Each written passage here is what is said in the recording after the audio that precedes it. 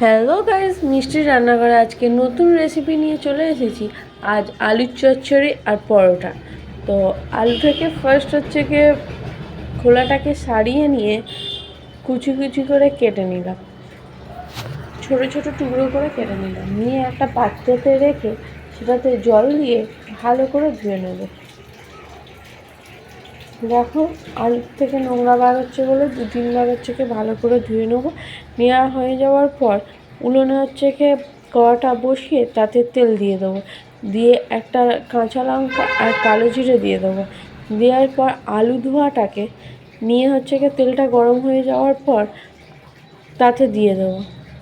দেওয়ার পর আলুটা ভাজা হয়ে আসার পরে তো তাতে হচ্ছে কি দেবো হলুদ গুঁড়ো, লঙ্কার গুঁড়ো, নুন, চিনি আর একটা টমেটো দিয়ে ভালো করে নাড়িয়ে চাড়িয়ে জল ঢেলে দেবো।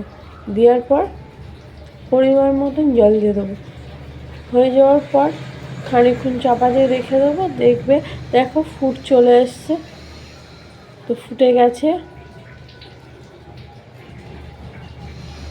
আলুটা এখনও সেদ্ধ হয়নি।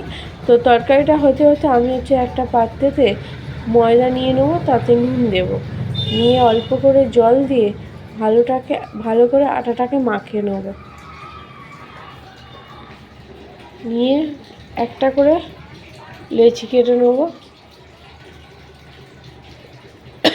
লেচি কেটে গোল করে নেবো। নেওয়ার পর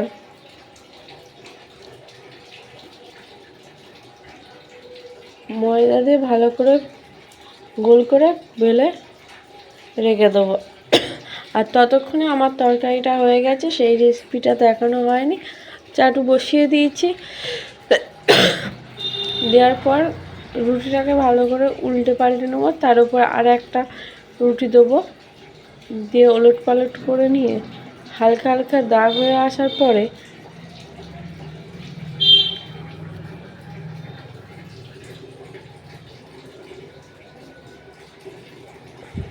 হালকা হালকা দাগ হয়ে আসলে একটা করে তুলে নেবো। নিয়ে একটা করে অল্প করে তেলে হচ্ছে কি ভেজে নেবো। দেখো, অল্প করে তেল দিয়ে রুটিটাকে ভালো করে নাড়িয়ে নিচ্ছি।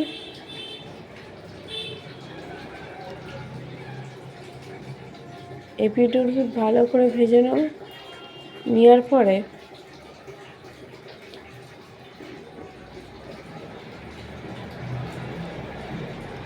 ভালো লাগলে লাইক, কমেন্ট, শেয়ার করতে ভুলবেন না। আর আমার পরোটা হয়ে এসেছে, তো আমি একটা থালাতে তুলে নিচ্ছি। দেখো, আলুর চচ্চড়িটা হয়ে গেছিলো, দেখানো হয়নি। দেখো, দারুণ টেস্ট ছিল কিন্তু।